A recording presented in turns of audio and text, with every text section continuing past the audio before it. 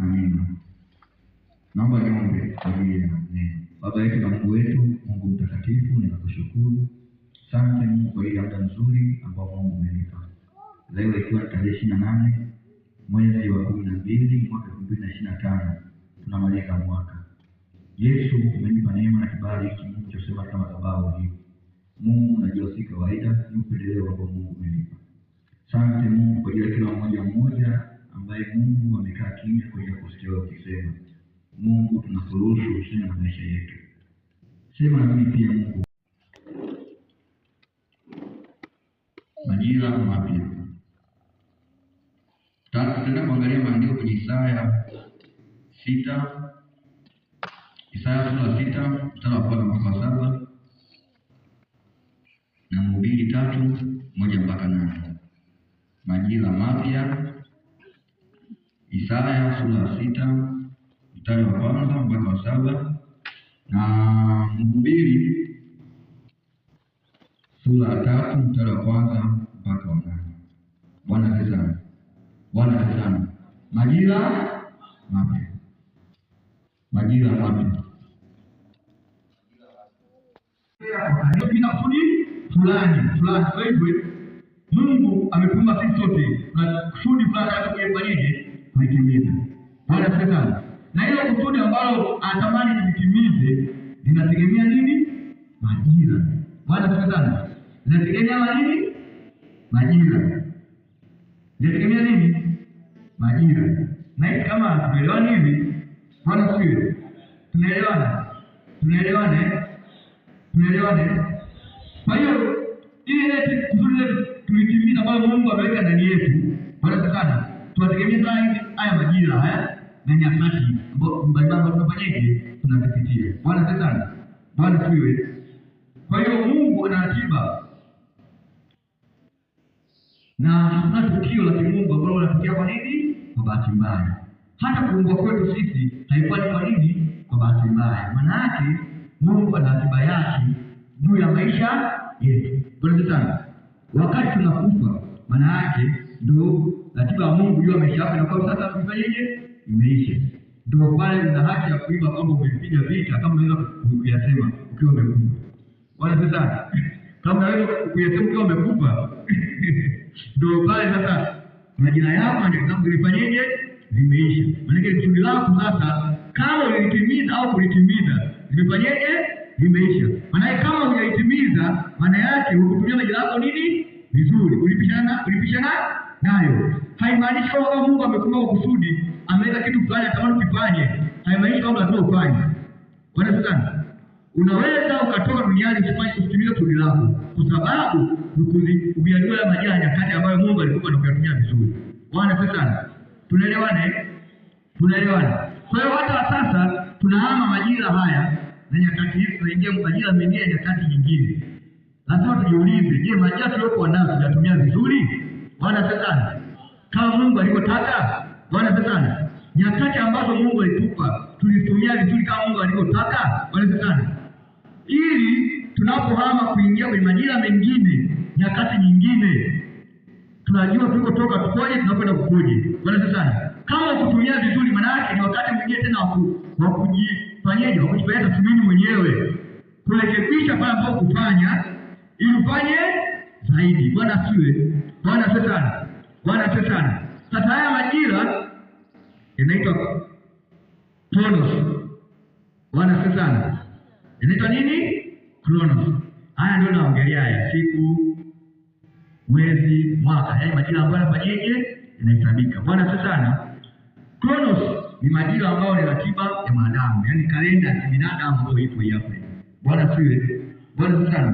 Huu ni wakati wa kawaida ambao unafanyaje? Unapimika. Bwana asifiwe. Ni wakati wa kawaida ambao unafanyaje? Unapimika. Kumbuka nasema tunaongelea kwa habari ya majira nini? Majira mapya. Majira mapya. Bwana asifiwe. Kila mtu ana kronos sawa. Yaani kuna masaa sawa. Sio hivyo? Kwa unapoongelea kronos tunaongelea majira haya kawaida yanayohesabika haya. Wote tuna masaa sawa. Kwa tuna kronos ambayo ni nini? Ni sawa. Bwana asifiwe. Unatumiaje hilo la kwako sasa? Si ndio hivyo? Wataalamu wanasema kwamba utajiri na umaskini umetokana na kutotumia hii Kronos vizuri. Bwana sana. Si ndio hivyo? Tunapozaliwa wote tuko sawa, wote ni tumezaliwa tuko uchi wote, si ndio hivyo? Au kama mtu anazaliwa yuko na nguo. Si ndio hivyo?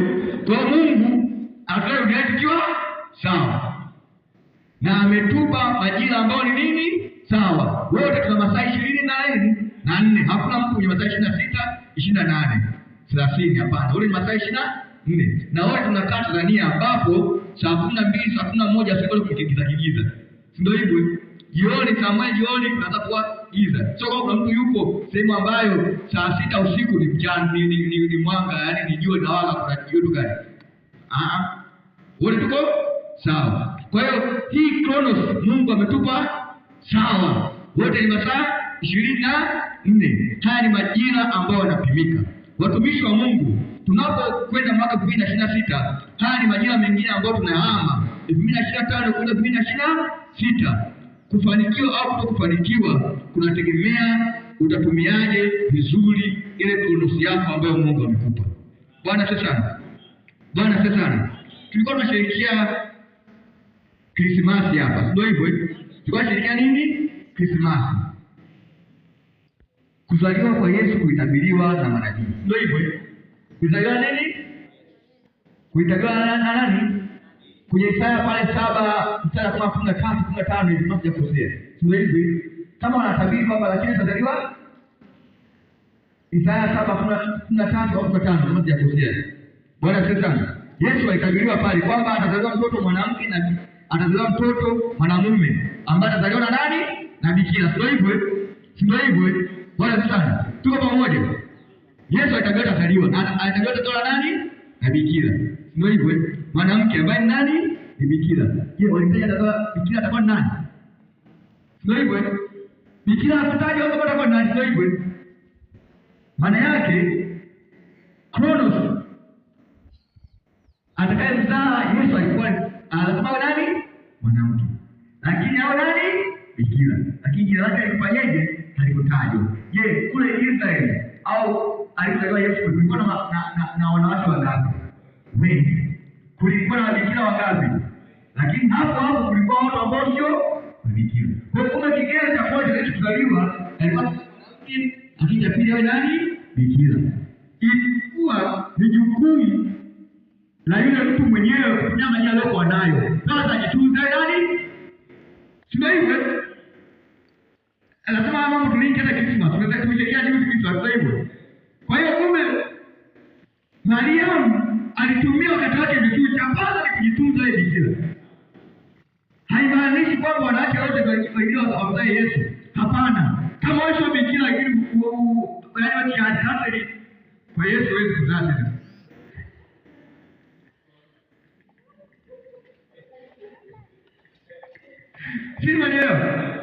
Sima nielewa. Bila shaka sima nielewa makali.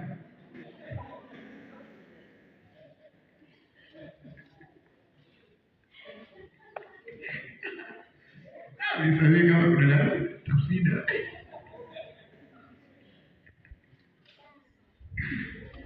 Bwana sana. Yaani natamani tujifunze kitu kwa bahari ya majira, kutumia majira yetu vizuri. Kronos. Kutumia majira yetu vizuri. Maana yake, yaani nilikuwa tafakari sana kuzaliwa kwa Yesu kuitabiriwa na manabii. Lakini manabii hawakusema Maria atamzaa Yesu. Hawakusema kabisa. Walitabiri tu atazaliwa mtoto mwanamke na bikira Maria atatoa Emmanuel. Yesu alipewa jina Aude. Yesu, Bwana sana. Kwa anaambiwa nguvu ya Roho Mtakatifu, utamzaa mtoto kwa nguvu ya Roho Mtakatifu. Bwana sana. Kwa hiyo anazaa mtoto majira. Wale ambao hawakujitunza hawakuwa mabikira, tanisamia sema hivyo. Hawakuwa mabikira, maana yake uwezo wa kuzaa Yesu alikuwa hawana. Bwana sana. Nataka niongelee nini Kronos, kutumia majira tunayokuwa nayo, nyakati tunazokuwa nazo. Watumishi wa Mungu anatupa muda. Anatupa wakati. Kuna jambo anatamani kulifanya kwenye kuna kusudi ameliweka. Sasa ile kusudi la itimize, kuna pati sisi ya vitu ifanye. Bwana sana. Kuna wajibu sisi ya vitu fanyeje? Tutimize. Bwana sana. Tusipotimiza ule wajibu wetu, lile kusudi la Mungu ambalo alipanga litimie kwetu, kuna wakati haliwezi kutimia, kwa sababu kuna muda ambao Mungu alikupa ufanye maandalizi ili uweze kulipokea jambo la Mungu, lakini wewe ulifanya. Bwana sana. Unapishana majira yako na nyakati zako. Bwana sana. Nimetolea mfano Bikira Maria kwa sababu tulikuwa shirika Krismasi hapa. Bikira Maria alimzaa Yesu, sio kwamba hata yeye alikuwa anajua anamzaa Yesu, hapana. Ila yeye aliishi maisha matakatifu ya kujitunza. Kumbe kuishi utakatifu kule ndiko kilikuwa kigezo cha kwanza cha kumfanyaje kuwa mama wa Yesu. Bwana sana. Bwana sana. Bwana siwe. Kwa hiyo ninapozungumzia majira mapya kawaida unaopimika, kila mtu ana kronosi sawa, ana masaa sawa, yaani masaa 24. Bwana sana. Lakini kuna hii aina ya pili ya majira inaitwa Kairos. K-A-I-R-O-S. Kairos. Bwana siwe. Kairos. K-A-I-R-O-S. Kairos. Haya ni majira ya Mungu. Bwana sana. Kairos ni majira nani? Ya Mungu. Kairos ni majira ya Mungu. Ni wakati maalum uliopangwa na Mungu. Bwana sana. Watu wanasemaga wakati wa Mungu ni wakati sahihi. Ndio hivyo. Hii kauli ipo sana kwenye maneno ya sisi watu wa Mungu. Wakati wa Mungu ni wakati, tunapoongelea wakati wa Mungu ndio tunaongelea hii Kairos. Bwana siwe. Tunaongelea hii Kairos. Bwana sana. Bwana sana. Biblia inasema kuna mahali fulani, anasema nadhani kwenye Petro wa pili 3:8.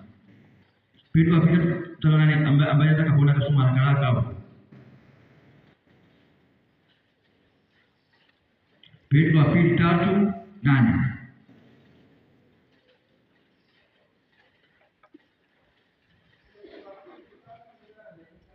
Naam.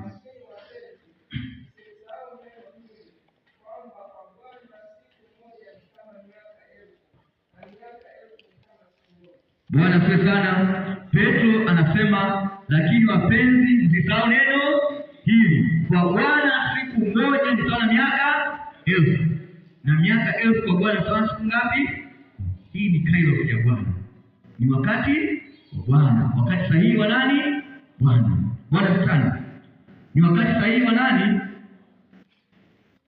Ni wakati wa fursa. Bwana sana. Ni wakati wa uamuzi, wakati wa mabadiliko. Ni wakati wa kutimia kwa ahadi za nani? Za Mungu. Bwana sana. Ni wakati ambao hatuwezi kuita mrefu wala mfupi. Wakati wa Bwana sio mrefu wala sio. Bwana sana. Bali ni wakati sahihi. Bwana siwe. Bwana sana. Bwana sana. Kwa hiyo tumeangalia kwa Petro hapo, amesema anataka kuwe mambo haya. Kwake Bwana siku moja sawa na miaka 1000, na miaka 1000 kwa Bwana sawa na siku moja. Maana yake Mungu huwa hafungwi na muda, kama sio wanadamu wanaofungwa na muda. Bwana siwe.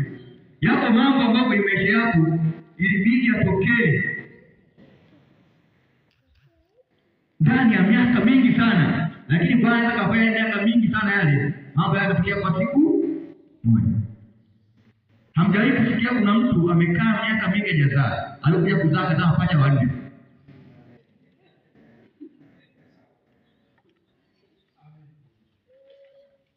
Hivi kuna historia gani hivi kabla tujapo kwenye dunia ile mtu amezaa watoto nani? Ipo haipo? Huyo mtu sasa, na wewe uliyezaa leo baada ya miaka 3 kama mwingine kuna watoto 3 sasa. Yeye kazaa ndani kwa mara moja. Na wote wanakuwa kwa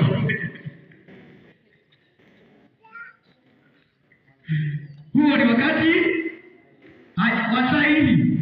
Wasema hiyo ni Kairos ya Bwana. Wakati wa kukutana nani na Bwana ni wakati sahihi. Wakati wa Bwana wakati sahihi, watumishi wa Mungu. Bwana sana. Wakati wa Bwana wakati ni wakati wa Bwana. Wakati wa Bwana ni wakati sahihi. Hapo sasa ndio ile kauli ya kwamba siku moja kwa na miaka elfu kwa Bwana. Yapo mambo yatokee ndani ya miaka 20. Wewe unaweza kufanya ndani ya siku hii moja. Mungu anaweza kuyaleta ukapata kwa siku hii moja. Bwana sana. Wale wote waliokucheka siku zote wakisi yaani siku moja tu wote ukawapita. Bwana sana. Huu ni wakati wa nani? Bwana. Kairos. Majira nani? Bwana sana. Bwana siwe. Kwa hiyo Mungu hafanyi kazi kwa haraka ya wanadamu. Yaani Mungu hafanyi kazi kwa haraka zako wewe, kwa haraka ya wanadamu hivi.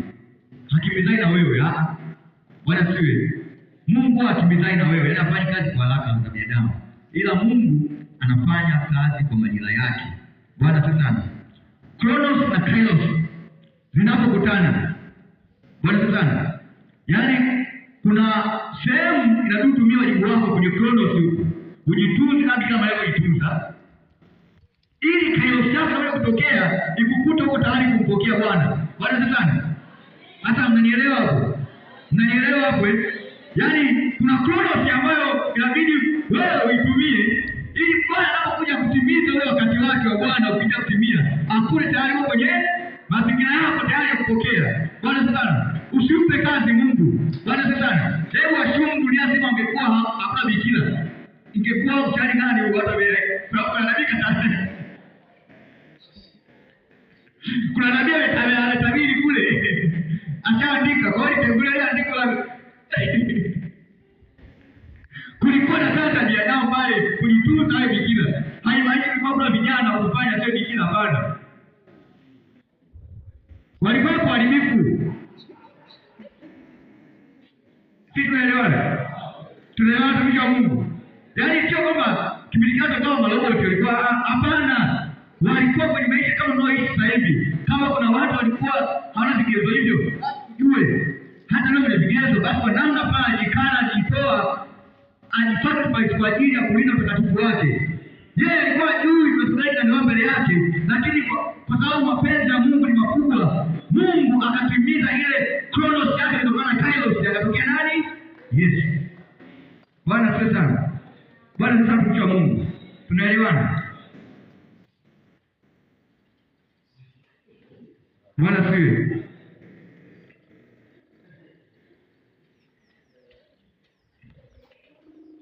Kwa hiyo Mungu hafumbi na muda wala wakati. Bwana sana. Bwana sana. Kairos ni wakati wa Mungu unaobadili maisha. Kairos ni wakati wa Mungu unaobadili nini? Maisha. Bwana sana. Mapya. Hapa si kabisa nataka nimaanishe Kairos. Lakini Kairos huwezi kuitenga na Bwana sana. Kairos huwezi kuitenga na nini? Na Kronos. Hapa si kabisa nataka nimaanishe, lakini ili Kairos itokee lazima kuna mazingira wewe mwenyewe ili uishi. Watumishi wa Mungu tuko kwenye dunia ambayo ipo. Tunatakiwa kutumia muda wetu vizuri. Bwana sana. Tutumie muda wetu vizuri. Tutumie muda wetu. Bwana siwe. Bwana sana. Tunaongea kwa habari ya nini? Majira mapya. Tusome maandiko makuu. Isaya 6. Alipopata somo lake na maana mapema. Isaya 6:1-7. Naam.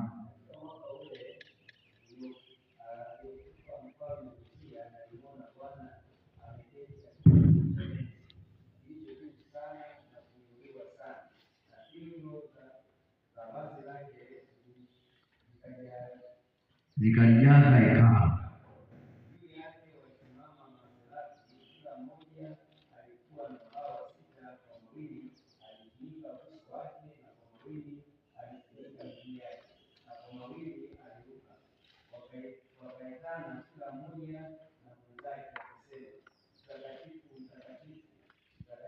Bwana dunia yote imejaa utukufu wake, na misingi ya vizingiti ikatikisika kwa sababu ya sauti yake aliyelia, nayo nyumba ikajaa moshi. Ndipo niliposema, ole wangu, kwa maana nimepotea, kwa sababu mimi ni mtu mwenye midomo michafu, nami ninakaa kati ya watu wenye midomo michafu, na macho yangu yamemwona Mfalme, Bwana wa majeshi. Kisha mmoja wa maserafi wale akaruka akanikaribia, naye alikuwa na kaa la moto mkononi mwake, ambalo alikuwa amelitwaa kwa mangoleo toka juu ya madhabahu.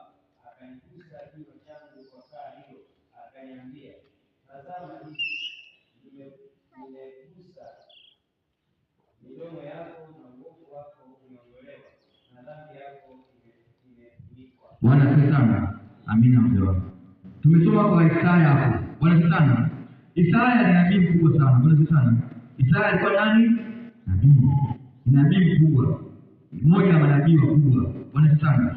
Isaya tunamuona hapa, tukisoma tangu sura ya kwanza kule, Isaya anaona maono. Bwana asifiwe sana.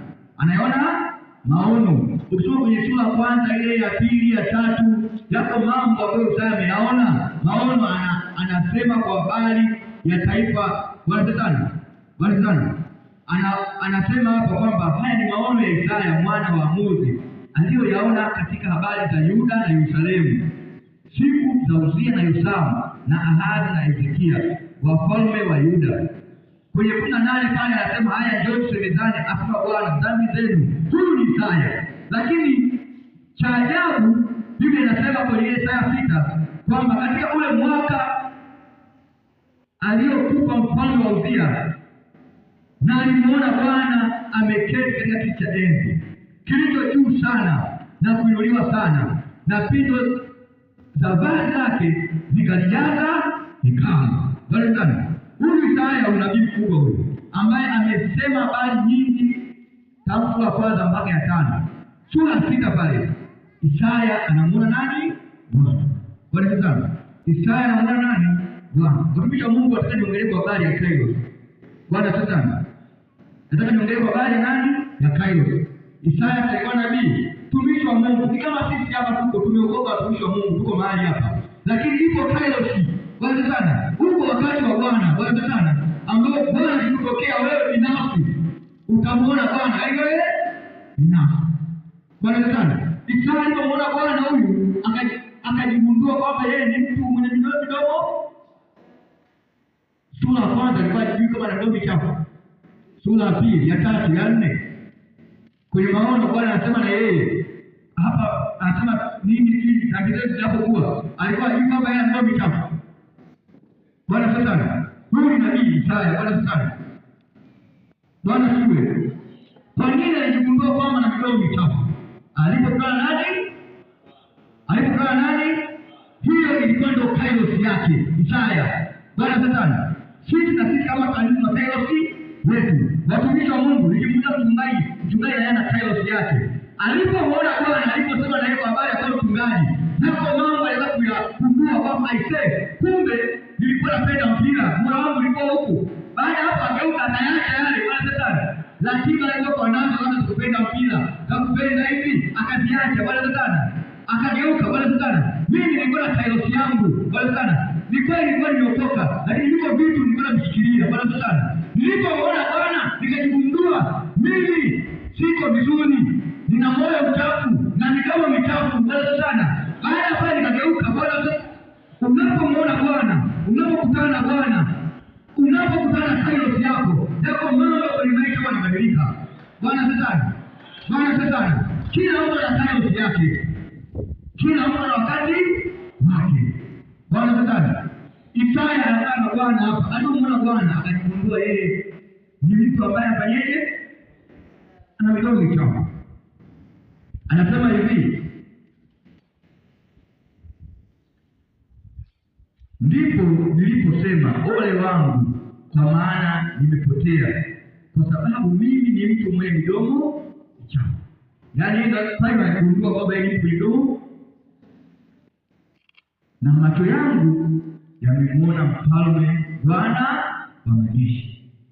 Anasema kisha mmoja wa masahaba wale akaruka akanikaribia, naye alikuwa na kala moto mkononi mwake, ambalo alikuwa amelitoa kwa makoleo toka juu ya madhabahu. Akanigusa kinywa changu na kaa hilo, akaniambia, tazama, hili limekugusa midomo yako, na uovu wako umeondolewa, na dhambi yako imefunikwa. Haya yanatokea baada ya Isaya kukutana nani? Huyu ndio aliyesema John Sibizani huyu.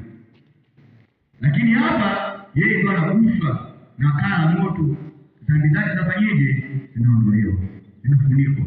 Bwana sasa, Bwana sasa, kila mmoja wetu kwenye maisha yetu ana kairosi yake. Kila mmoja ana kairosi. Mungu anapokujilia wewe katika majira yake, yapo mambo huwa yanabadilisha kwenye maisha. Nimeongelea kwa habari ya majira mapya. Tunapoongelea majira, ninaongelea kwa habari ya majira ya mtu binafsi, majira ya kanisa, majira ya taifa. Bwana sasa, sisi kama kanisa tunayo majira yetu. Bwana sasa, katika majira tunayokuwa nayo, Mungu ametupa kairosi tuitumie, ili majira yale ya Bwana kairosi tunapokuja itukute tuko. Na ndio maana katika kairosi tunayokuwa nayo tuna mipango mingi. Tulianza na mpango wa kuwa na kanisa kubwa, tukanunua kiwanja. Bwana sana, hiyo ni kairosi, tuitumia wakati wetu vizuri.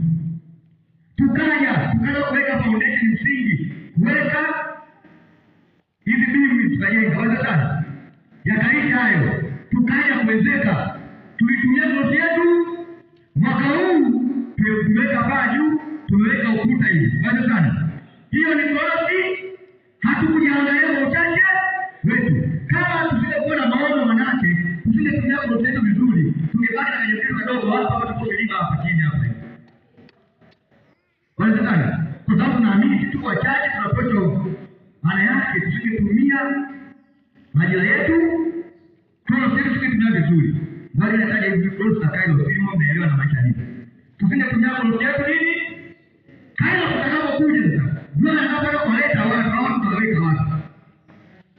Majira kama kanisa, na sisi kama kanisa kujiliwa sasa, Bwana anataka alete watu. Mtaweka wapi? Kujenga kairosi yetu vizuri. Au kujenga kanisa kubwa la kujaza watu. Bwana sana, nataka niwaambie watu wa Mungu, yapo mambo tunataka tufanye. Hapo ingine tumwache nani? Mungu. Bwana sana, kila nielewa. Na nielewa. Tunapoongelea majira mapya kwa kanisa, na sisi tuko hivyo tunatembea majira mapya. Tunapotembea majira mapya kama kanisa, hatujiangalii sisi tulivyo. Bwana sana, tunaangalia mambo tuko nayo. Hatujui atimia lini, lakini tunachojua ni kwamba Bwana atafanya kwa wakati wake. Mungu achelewe wala hawai. Lakini Mungu ili afanye, anategemea maandalizi tumeyafanya. Bwana sana, unamwomba Mungu akuletee shilingi 1000, utaweka wapi shilingi 1000? Bwana sio, hatujui atawaletaje. Ni kweli tunahubiri injili, injili ni atakosa watu, wanaotoka, wahaji kanisani. Hayo ni ya Bwana. Sisi tunatimiza wajibu wetu. Tunatumia kairosi yetu nini? Vizuri. Bwana sana, ili Bwana akifanya kairosi yake, tutashangaa nini? Mazingira. Bwana sana, Bwana sana, sio Mungu anafanya muujiza hapa na kukimbizana. Tuwasije sinije, Mungu asiye nani pale itatosha. Viti vile vya gari pale, tukusanye, havitoshi bado. Bwana sana, kwa kama kanisa la sisi pia, tunapoingia kwenye majira mapya, yapo mambo inabidi yafanye. Kairosi yetu itengeneze vizuri. Bwana sana, kairosi ifanyeje?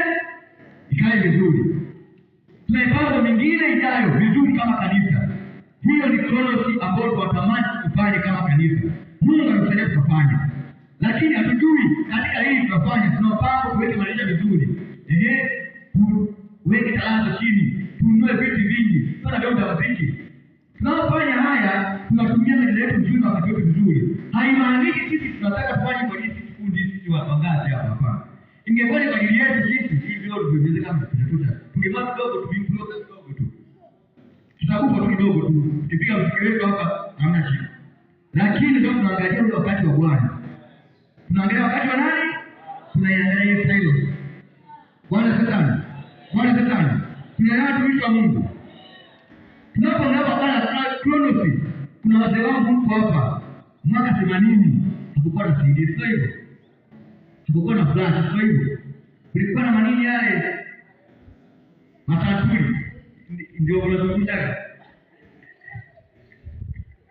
Mtaki kuanza kama tatu itaondoka. Ya tatu yataisha. Zikaja zile kanda zile viwili ziona kuzungusha hizo. Cassette zile. Zina mimi kwa mwili wangu nimeziona. Tulikuwa tunawaza kwamba zile nazo tutaondoka. Hiyo ndio Chronos. Bwana sana. Hiyo ndio nini? Hiyo ndio nini? Kwa wakati ule kwaya kurekodi kwa album ipate fashion. Yaani hii nyimbo onekane kwa kwaya imekamilika. Muna nini? Na muna album. Nyimbo 8 kila muna album, ndio album gani? Ndio angalau trend yani. Ndio wakati na mtokolo senye naongelea hivi. Sasa hivi unakuwa unaongelea bwana hapa.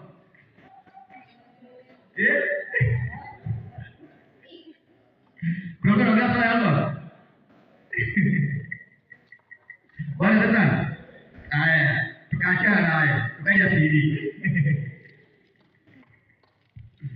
CD nyimbo ziko za CD ndio nimeweka CD na play pale. Nipanga CD. CD hivi na unaona sana. Zimedawa. Chronos. Bwana sana. Haya, sasa hivi flash nazo zinapotea. Si unaweka nyimbo flash no flash 25 na nyimbo zako kuingia tayari pale. Nazo zinafanyaje? Tuko wapi? Tuko digital platform. Tuko wapi? Digital. Yaani sasa mgongo mmoja tu. Kuna nyimbo jifunga lugha moja tu. Kwa Mungu akikusaidia ukahiti huo. Ushatoka.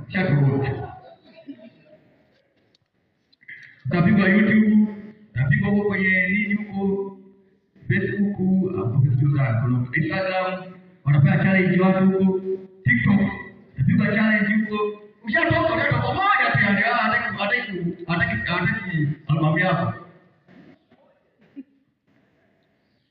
Bwana sana. Chronos. Watumishi wa Mungu tutumie wakati wetu vizuri. Dunia inapohama, sisi tufanyeje? Tusibaki na pasi zetu.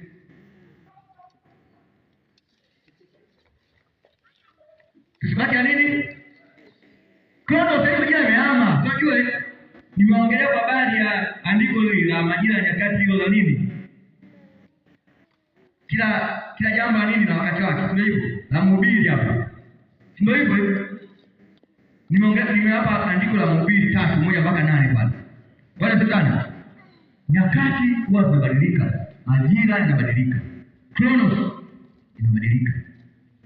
Inapobadilika inakuwa na vitu vyake. Bwana sana. Sasa kama kanisa sasa hivi zamani hizo nadhani wazee wetu niliwaambia kuna nyimbo nini live performance nini kipindi kile ilikuwa ni dhambi zamani hizo na hiyo ilikuwa ni dhambi mwaka 80 na hizo alikuwa anapiga magitaa na cheza live kibidi na hiyo ilikuwa ni dhambi.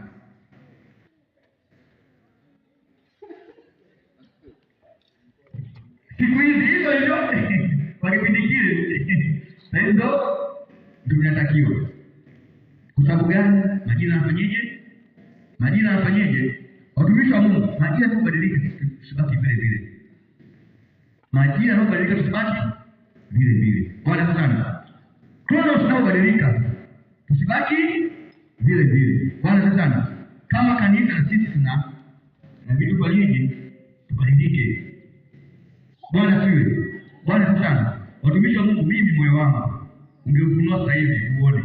Popote ninapoenda, cha kwanza kujiangalia. Cha kwanza yani. Mtaniambia kuna kwaya nzuri, kuna muziki nitaangalia leo. Lakini huwa naangalia kwa social media. Bwana sana. Huwa naangalia kwa nini? Ni kweli mna jengo zuri kubwa, mna jengo vizuri. Zeni wote yani. Nafaidika pekee yenu, nani anajua mmejua vizuri? Ili mnafanya nzuri hapo kiasi tunaendelea wenyewe tu hapa.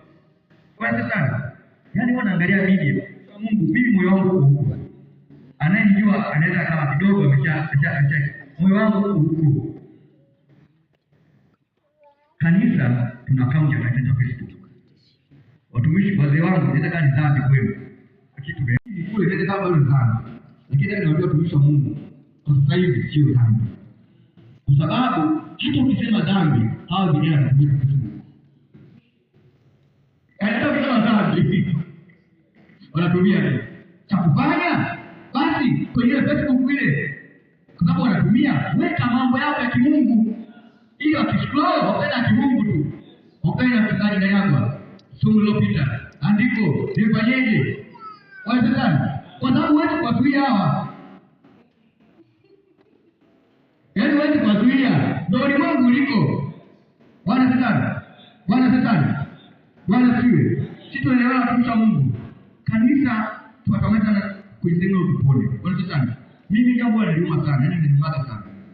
Hata ulipoenda, yaani mimi sikuwa na haja ya jengo kubwa, sikuwa na nipo kaa kidogo tu niangalie. Mwisho bado mpaka mwanzo mpaka mwisho iliniuma sana.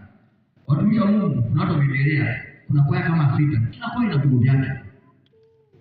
Tarehe moja nilisema hapo, katika kule kuna kwaya ina mwaka mmoja. Inafanya jubilei mwaka mmoja. Lengo tunafanya sherehe ni kukusanya hela kuja kununua vyombo vya kwaya. Sio na kanisa. Haya kule kanisa ama. Vyombo vya inaitwa ufunuo kwaya. Basi nzuri na mimi nijiunge kwa sababu ndio changa. Ina mwaka mmoja. Kwa hiyo ndio naenda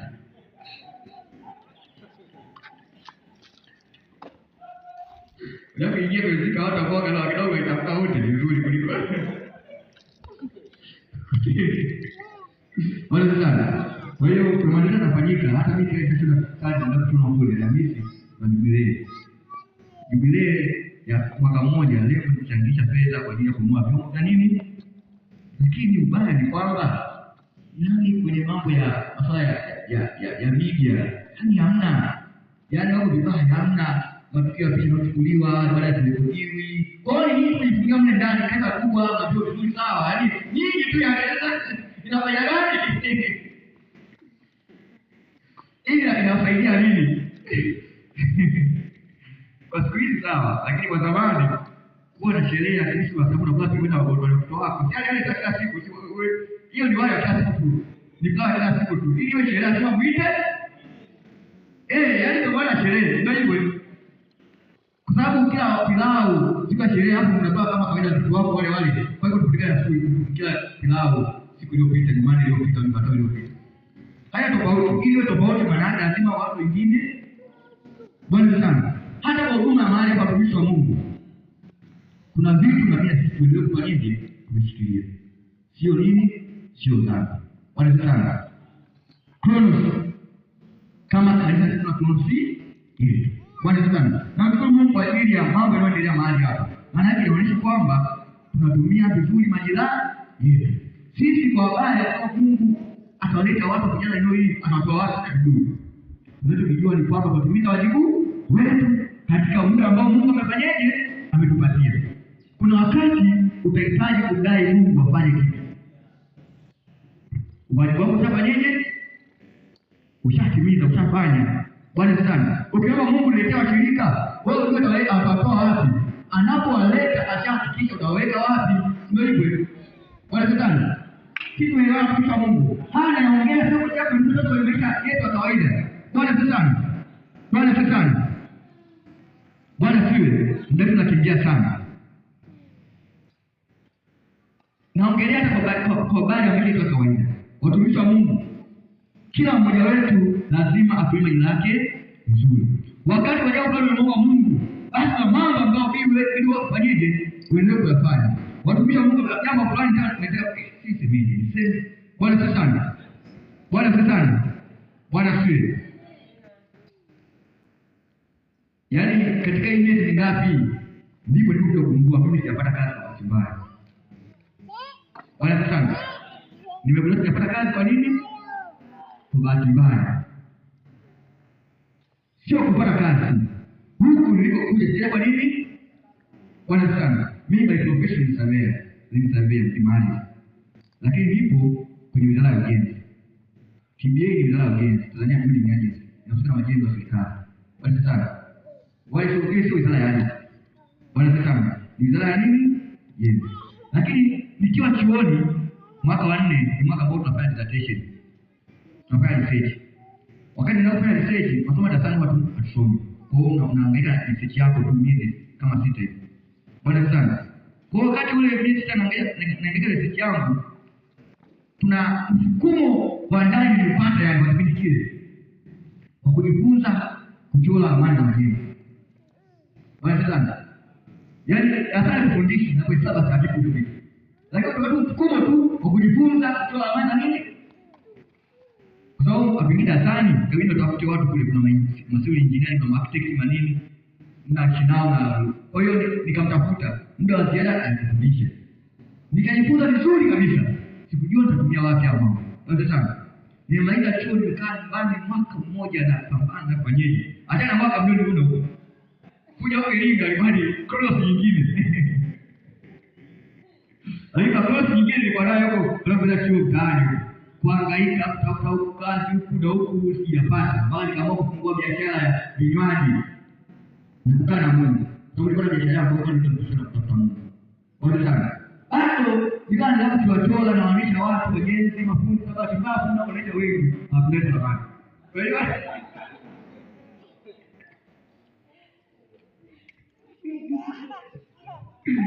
Kwa hiyo ndio unaweza kumwona picha samani hapo yeye asiwewe samani. Bwana sana. Ndio talanta hapo ndio haiko mali sahihi. Unajua kwa kitu sahihi, kwa mali sahihi. Ndio na mata sana. Ile ndio wale vitu tunavijua tumekaa na watu ambao hawajui kama ni kitu. Nafsi shida. Angalau imeacha hapa Mungu kwa tusaidia. Mazingira sahihi. Yaani naangaika na unauza vinywaji hapa jamaa kama degree yuko tayari kwa vinywaji tu. Unakwenda kwa pale. Ndio hivyo. Au kana kwa mata hii sawa kwa hivyo. Ikapitia kitu ya kuja huko elimu. Bali sana. Wakati ninapofanya interview, hata mchakato wa interview ulikuwa na maajabu pia. Kwa sababu interview zote zinaanza na written. Kuandika kwanza unachuja kwanza huko hapo unakuja utakao call code unaenda kufanya holo ya mahojiano. Lakini kwetu haikuwa hivyo. Ilikuwa tu majina wote muende kwa interview ya holo. Maana pale yani kile mmoja tulifollow kazi tupeni basi sana. Hiyo ilikuwa ni ajabu la kwanza. Lakini la pili ndio kufanya interview. Maswali yao uliza, yule mmoja kujenga sitting out namna msingi fanyeni.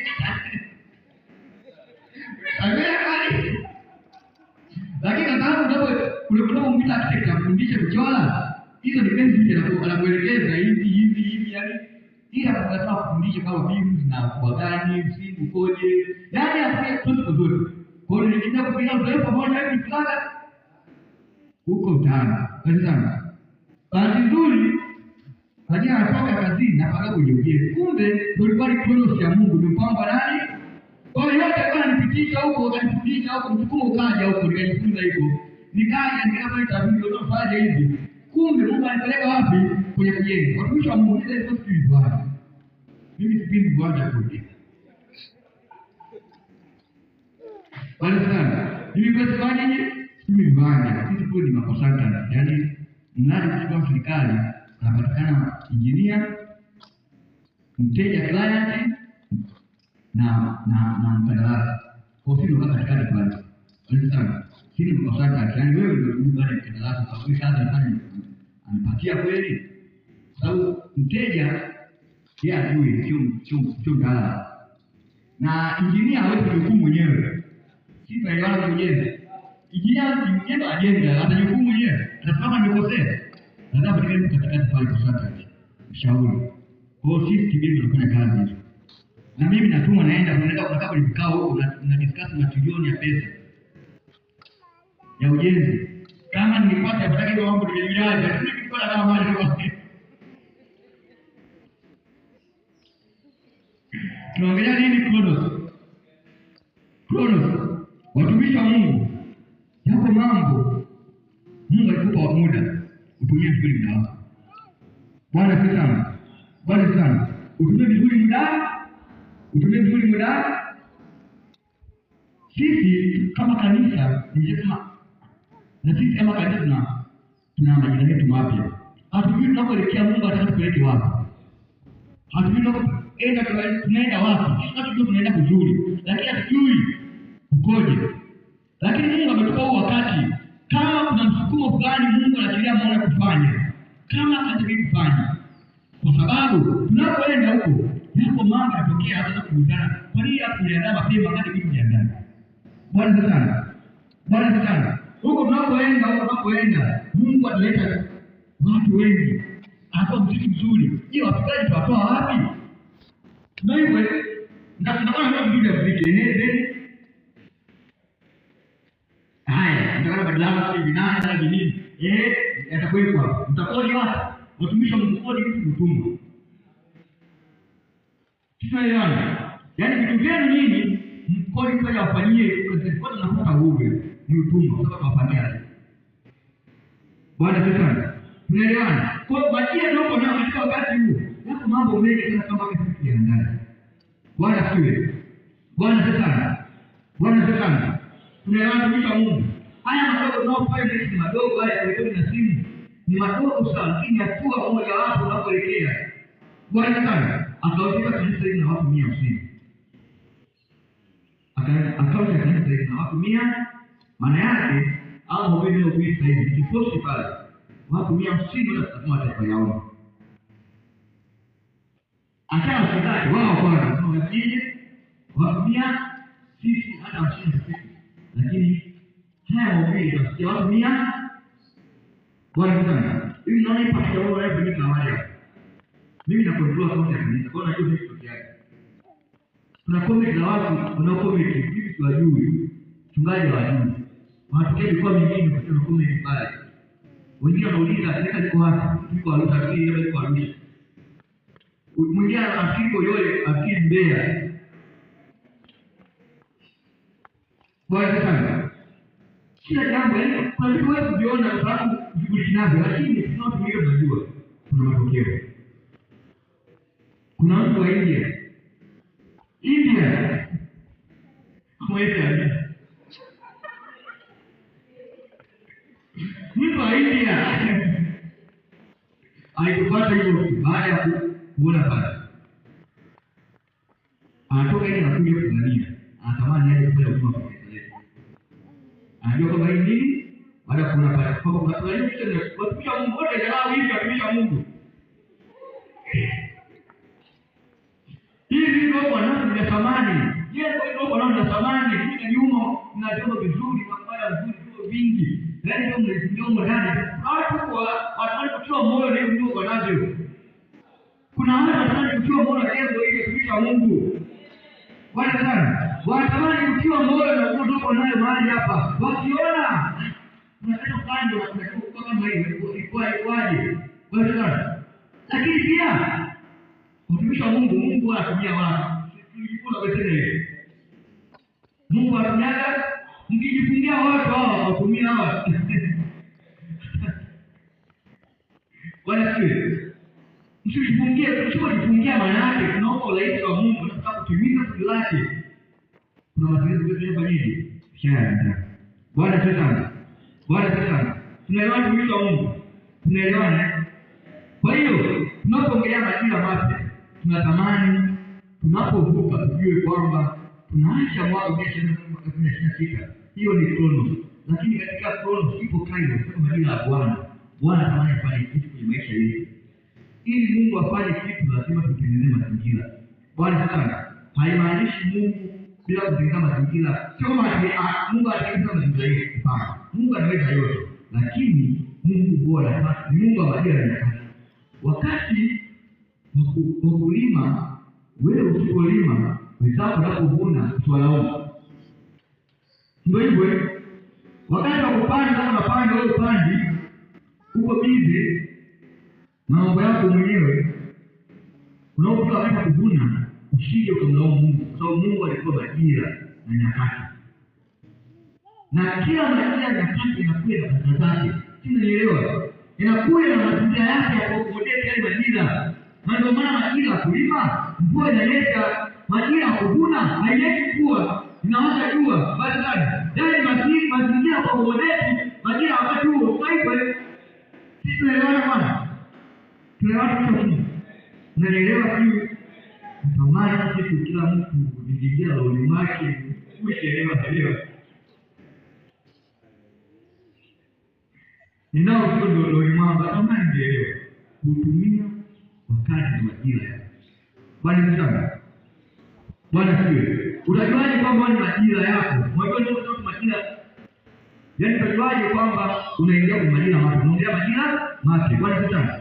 Unajuaje kwamba unaingia kwenye majira mapya? Bwana sio. Jambo la kwanza ulikuwa kuna kiu ya ndani. Bwana sana.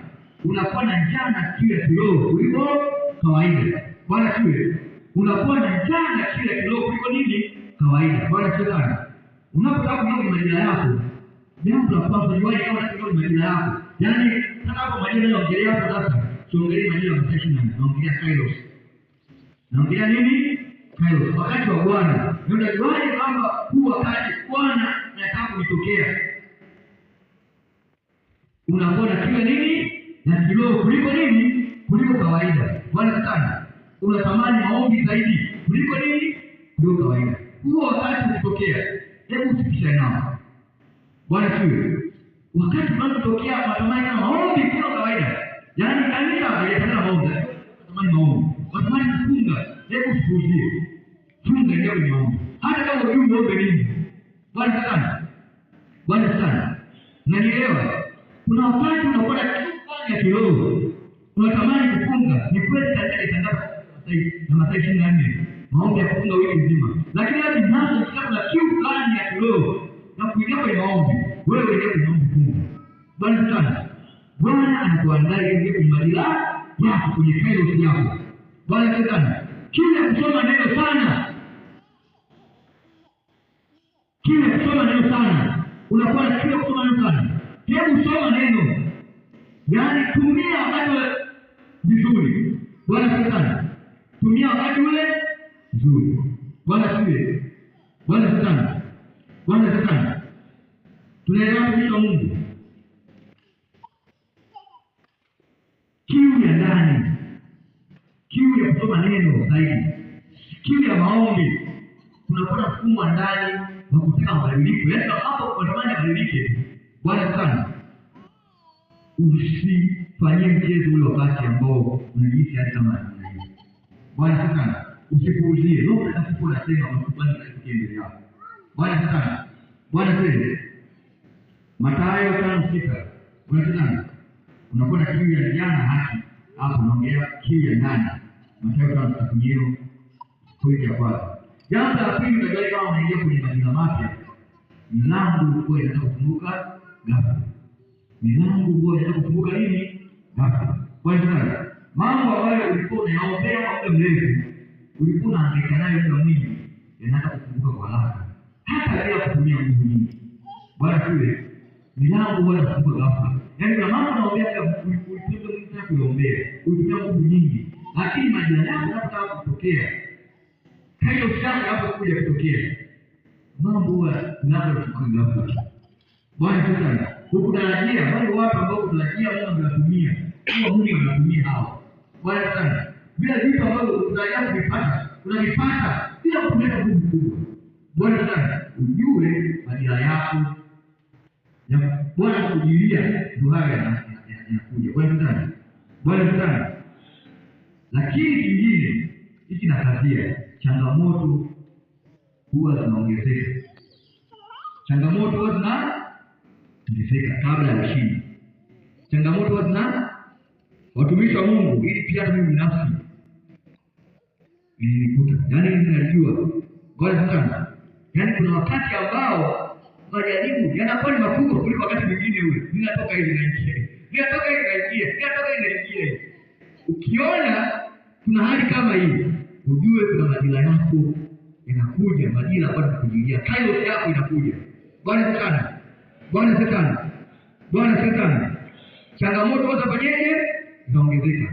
Mara nyingi kabla ya Kairos vita huwa inaongezeka, majaribu huzidi, upinzani huwa unakuwa ni mkubwa, mashinikizo ya ndani na ya nje. Wale watu ambao ulikuwa unawaamini ulikuwa unawategemea, Mungu anawatumia wale, si Mungu au nani, lakini Mungu anatumika wale kusababisha ugumu fulani. Kwa sana ujue majira yako ya Bwana kufanya jambo kubwa kwenye maisha yako inakuja na inaelekea kutimia. Bwana sana, ukiona mambo kama yanatokea katika changamoto zile ulizokuwa nazo, mimi nasemaga katika usimpende Mungu sana. Basi Bwana sana, uwe una uhakika kwamba Yesu ni shetani au ametoka wewe katika yale, usimpende Mungu sana. Endelea kupambana kujiri kutafuta Bwana, kiu ya maombi, kusoma neno, ujue kwa sehemu Mungu atakafanyaje kupeleka. Kwa sababu gani? Changamoto zitaongezeka kwa sababu shetani naye yuko katika ulimwengu wa kiroho. Kwa hiyo wakati unaelekea kuyapata mazuri, ulimwengu wa kiroho wa giza nao unatambua. Bwana sana. Kwa hiyo ili kukuzuia wao wanaweka upingamizi usifikie kwenye kufanyika kwako kwenye kairos yako. Bwana sana. Bwana sana. Bwana sifiwe. Tuna watu wa Mungu, changamoto zitafanyaje? Zinaongezeka. Lakini Mungu huwa anaweza kuondoa kwenye ile hali ya nini ya mazoea, hali ile ya nini ya zamani.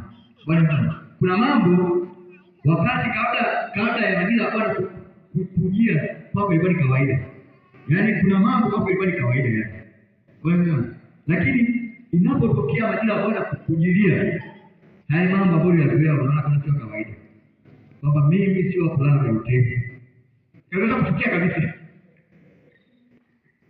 Wale sana. Nenda safari mimi sio hivi, sio kulala hapa kwenye ngozi. Mimi sio kulala kwenye utepe. Hapana. Bwana sana. Bwana sana. Yaani kuna kila mabadiliko huwa yanaanzia ndani ya mtu. Yaani kwa kitu unaweza kuchukia hapana mimi hivi, sio vitu vyangu hivi. Basi ujue kuna namna Bwana anataka kukuruhusu. Kuna majira Mungu anataka kuyaruhusu ili utoke kwenye hali ile. Bwana sana. Kuna vitu unaweza kuchukia. Kuna watu utaanza kutokuwapata nao. Sio kwamba unachukia, ila utaanza kujitenga. Maana yake kwa sababu haya majira yanayokuja hayawezi kuakomodate wewe kwa wale watu. Sio umenielewa? Sio umenielewa?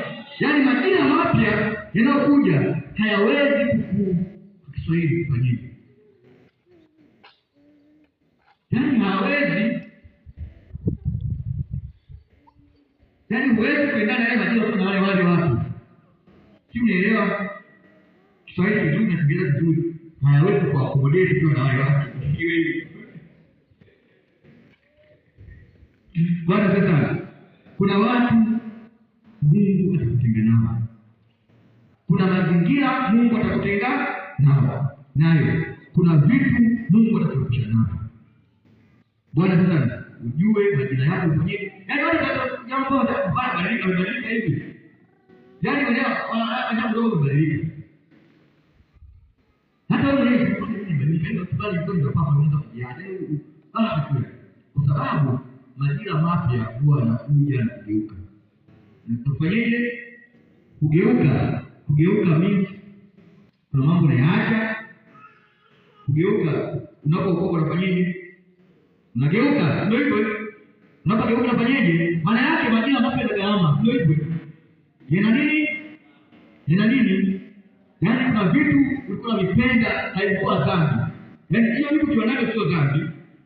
Lakini utazidi kuviacha. Ndio hivyo. Utazidi kufanyaje? Kwa sababu ni majira. Kwa sababu tunafuata Mungu. Utakapoyaona haya, ujue unaingia kwenye majira mapya. Majira ya Bwana. Bwana sasa. Kutoshika na hali ulionayo, kukua kiakili na kiroho, kutamani kuacha baadhi ya mahusiano. Bwana sasa. Yaani kuna baadhi ya mahusiano utatamani kuyaacha. Kuna watu utatengana nao. Haimaanishi unawachukia, hapana. Ila tu kuna baadhi ya watu utakaoshirikiana nao. Naam. Kwa sababu tu kuna majira mapya yanaingia. Kairos haiwezi kubebwa na tabia zamani. Bwana sana. Kairos au haya majina ambayo tunaongelea haya hapa, Kairos, majina ya Bwana haya huwa hayaingiliani au hayaambatani na mambo ya nini? Ya zamani, mambo ya kulikuwa ya kawaida. Bwana sana, Bwana tuwe, Bwana sana anakuita Mungu. Kwenye Isaya 3:9 inaongea kwamba kwa habari kufanya jambo jipya, sio hivyo? Isaya 3:8 anaweza kuona kuna habari. Lakini pointi nyingine ndio kama inaenda kwenye majira mapya, uthibitisho kupitia neno na viongozi wa kiroho. Bwana sana. Yaani kuna uthibitisho fulani utakuwa unapata kupitia neno la Mungu na kupitia viongozi wa kiroho. Kuna jambo Mungu atakusemesha wewe. Ukija kanisani, nikahubiria hilo.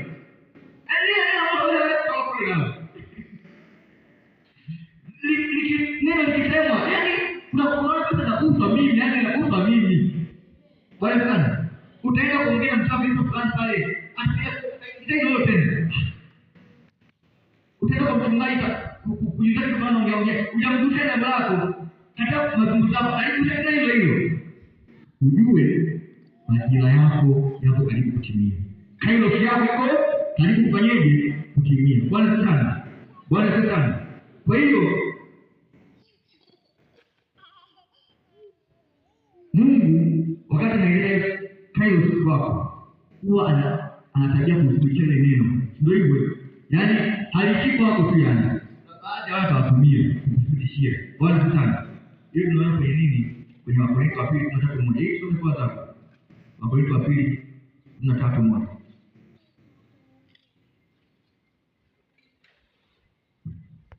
Kwa vile tunasaidia wawili watu tufanyeni hata majira yanapokuja. Mungu wakati mwingine hawezi. Yaani haiko hapo tu. Tuna watu watumia kufikishia. Bwana sana. Neno la Mungu, utumishi wa Mungu. Unataka nifanye jambo kwa sababu wewe unataka na wewe huko. Ujue majira mapya yanakuja. Bwana sana. Bwana sana. Cha mwisho ni kunakuwa na wito wa kuchukua nini? Hatua. Bwana tuwe. Kunakuwa na wito wa kufanyaje? Wa kuchukua hatua.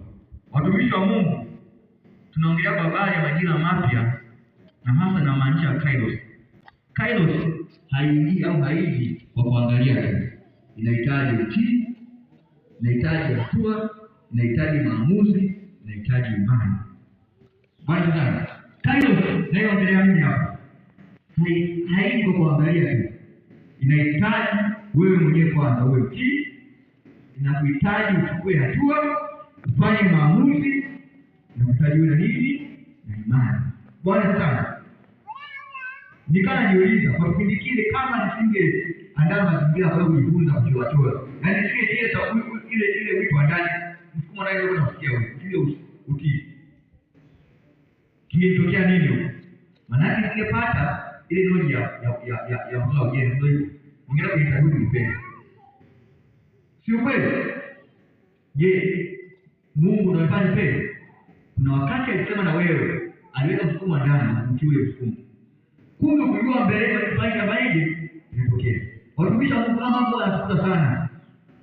Anatukuta sana watumishi wa Mungu. Kuna kitu kama Mungu anasema ndani, msukumo ndani. Baadaye